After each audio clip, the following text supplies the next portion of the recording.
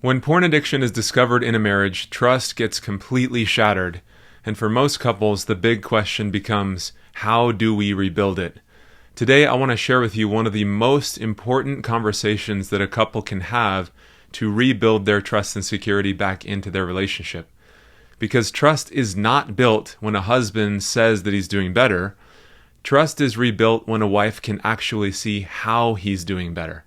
And most couples completely miss this, and it can keep them stuck for months or even years. Let me show you what I mean. Most conversations about healing sound something like this. A wife says, "How are you doing?"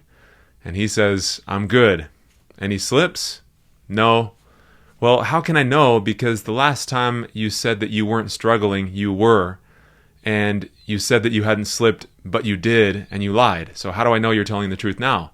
And he says, "I don't know what else to say. I'm not struggling right now." The conversation lasts about 60 seconds. Neither person feels any better. The problem is that those conversations don't help a wife see what's actually happening on the inside of a husband in terms of what he's thinking or feeling or doing.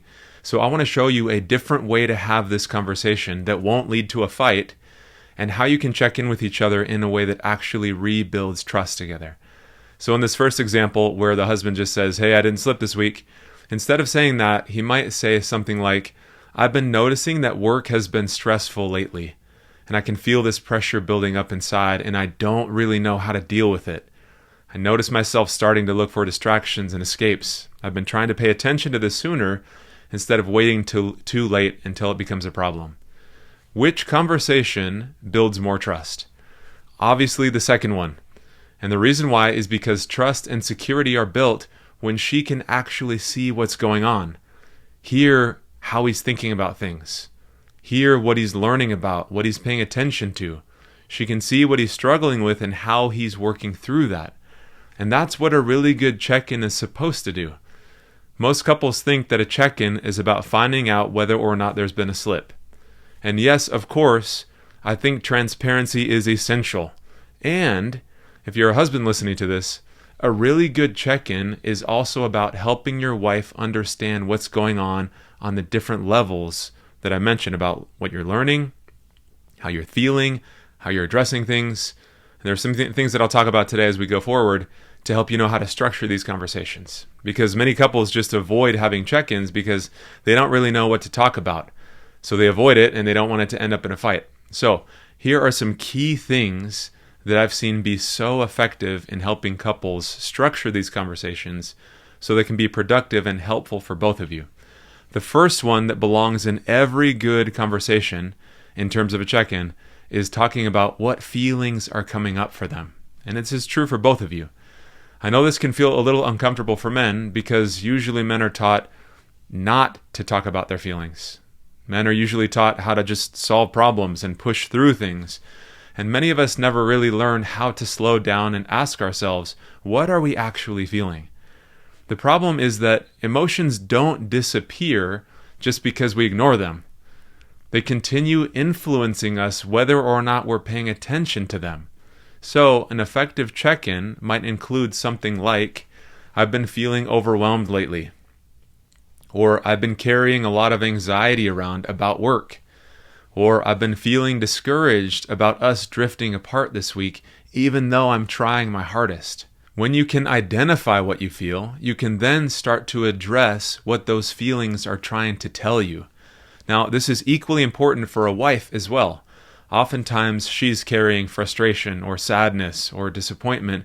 She's carrying it by herself. If sharing these emotions in the past has led to defensiveness or shame or arguments, then she will stop bringing things up altogether, which is not where you want your relationship to be together. Things get worse when stuff gets bottled up. So a part of the trust building process is creating the kind of relationship where she has space to share what's happening internally for her. In order for that to happen, you as a husband might need skills and tools to work through shame and defensiveness. Learn how to express your compassion with her, how to be with her in her pain and make it about her instead of your pain coming up, because yes, there's a place for that. It's just about the timing. Another important part of a check-in is talking about awareness. It's sharing what you're noticing about yourself, what's happening underneath the surface. Many men think that overcoming pornography is about resisting urges, but in reality, urges are often one of the last things to show up. And before an urge comes, there's stress or loneliness, anxiety, discouragement. Those heavier feelings often start building long before a person notices an urge in the first place. That's why I encourage men to talk about what they're becoming aware of. Because maybe they're noticing that they're worrying a little more than usual, or there's frustration or sadness, pressure, the fact that they're withdrawing from people around them. These observations are so important because they help identify the problems while they're still small. Most setbacks don't come out of nowhere. Usually there are warning signs that get overlooked. And the earlier that you notice those warning signs, the easier they are to address. I often compare emotions to like a check engine light in your car. The light itself isn't a problem. It just is simply telling you that something needs your attention. Stress and anxiety and loneliness, all of that is good information, and a good check-in creates space to talk about those signals instead of ignoring them. Another really valuable part of a check-in is a man learning how to share what is different, how he's changing. Most couples focus so much on whether or not there's been a slip, which again, there is certainly a place to discuss and disclose that. But if that's the core of your check-in, it's really easy to miss the progress that's happening elsewhere. Sometimes the biggest signs of growth have nothing to do with pornography itself. Maybe you're becoming more honest. Maybe you're learning how to talk about your struggles sooner, or you're asking for help instead of isolating. A man may still have struggles, but if he's handling those struggles differently than he used to, that is where trust can begin to grow. If he's becoming more open, more self-aware, more willing to face difficult emotions, those things matter. Because those are the skills that he needs to build in order to overcome pornography use. It's not just about avoiding triggers. The key is to develop new ways of responding to life. Another category that's useful to talk about when you're having these conversations are the skills and the tools that you're practicing. Change doesn't happen because somebody wants it badly enough. It happens because they learn skills and use them consistently. A man might be working on how to identify his emotions, or practicing self-compassion, or learning how to resolve stress instead of escaping it, or reaching out for support when he feels overwhelmed. These are critical skills for a man to learn. And when he's learning those skills and having difficult conversations, addressing things that maybe he avoided in the past, when he can share those things with his wife, these are tangible things that she can observe, watch him doing. He can share the plan that he has for what he's going to focus on that week, and then share with her how it's going. Because when he's building those skills, the thing that she can really rely on most is the evidence that she sees. It's not just the conversation of, hey, I'm feeling better. It's here's what I'm doing, here's what I'm learning, here's the impact it's having on me. This is something that she can hold on to. The last piece that's often missing from a check-in is talking about what steps you're going to take to resolve the challenges and issues that you're faced with.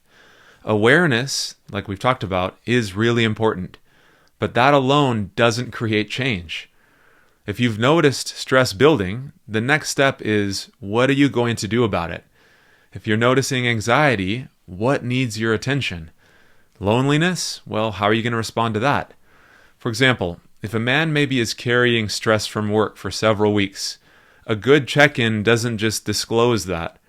Yes, he might say, I've noticed stress building up, and what I think I need to do is have a conversation with my boss. Or I need to start taking walks after work instead of just carrying all this tension into the evening. This conversation with his wife shows not only understanding, but ownership. And it shows that he's not just aware of the problem, but he's actively working on addressing it. Now, let's talk about one thing here where so many women can often feel stuck. She'll ask, how can I know if he's telling the truth or not about whether or not he slipped?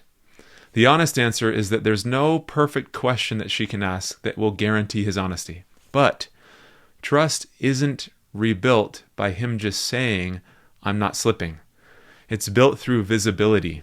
What I mean by that is that when she consistently hears what her husband is learning, how he's feeling, what he's noticing, what he's working on, the actions that he's taking, she sees his follow through, she'll gain something so much more valuable than a simple yes or no. Have you slipped? No.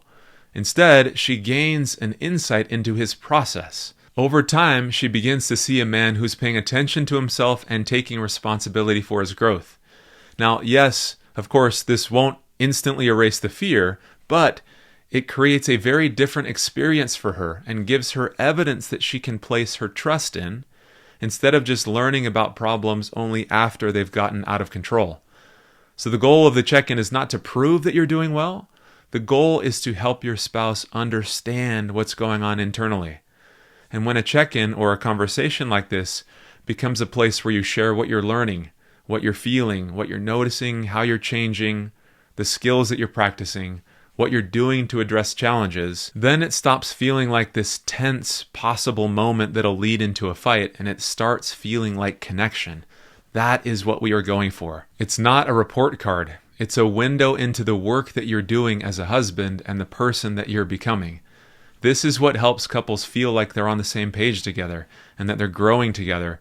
And those are some of the core elements that builds trust and creates security back in your relationship.